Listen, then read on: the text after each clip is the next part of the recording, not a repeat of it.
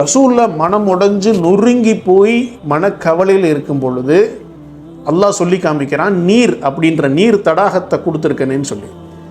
ஒவ்வொரு வியாதியும் நெருப்பால் அவதிப்பட்டு நம்ம உடம்புல நீர் குறையும் பொழுது இந்த நீர் தடாகம்ன்ற விஷயத்தை உள்வாங்கி ரசூலுல்லாக்கு எப்படி ஆறுதல் சொன்னானோ அந்த ஆறுதலை நம்மளும் கல்புக்குள்ள உள்வாங்கி நம்ம ஆறுதல் அடையும் பொழுது நமக்கு அது ஒரு மிகப்பெரிய மருந்தாக இந்த சூரத்துல் கௌசர் அமையும் அப்படின்றதுல எந்த சந்தேகமும் இல்லை. அந்த சொர்க்கத்து நதியை பற்றி ரசூல்லா சொல்லும் பொழுது 2 மருகுகளிலும் முத்து குவியல் இருந்துச்சுன்னு சொல்கிறாங்க.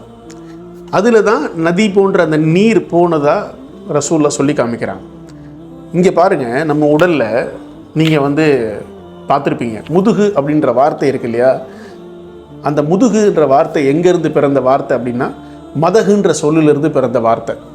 அதில் ஒவ்வொரு வெர்டிபுலர் காலம் பார்த்திங்கன்னா இங்கே ரசூல்லா சொல்லி காமிச்ச மாதிரி 2 முத்து குவியல்கள், அதாவது அந்த 2 மருகு 2 பக்கமும் உள்ள அந்த முத்து குவியல்கள் மாதிரி தான் இருக்கும். அதிலிருந்து ஒரு நரம்புகள் வழியாக நீர் ஓடைகள் வரணும்.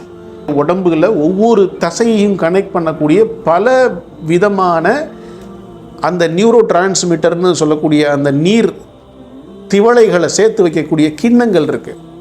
அது வானத்திலேருந்து பரப்பப்பட்ட மாதிரி மேலேருந்து கீழே வரணும். அப்போது ஒவ்வொரு உணர்வுகளில் நம்ம தாக்கப்படும் பொழுதும் அந்த உணர்வுகள்லேருந்து நம்ம பாதிக்காமல் அல்லாஹ் நம்மோடு இருக்கான் அப்படின்னு சொல்லி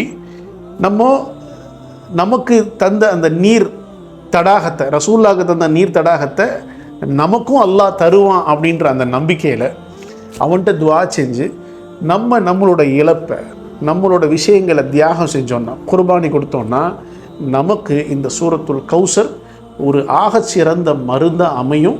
சூரத்துல் ஃபாத்திஹாவையும் சூரத்துல் கௌசரையும் என்ன நிலையில் உள்ள டிசீஸில் இருந்தாலும் நீங்கள் மீண்டும் மீண்டும் உணர்வு பூர்வமாக ரப்புடைய தேவையை அறிஞ்சு ரப்புகிட்ட எப்படி நம்ம சார்ந்து இருக்கணுன்ற விஷயத்தை புரிஞ்சு நீங்கள் துஆ செய்கிறது மூலமாக நம்மளுடைய வழிகளை லேசாக்குவோம் அல்லாஹ், நம்மளுடைய வேதனைகளை குறைச்சி வைப்பான் அல்லாஹ்.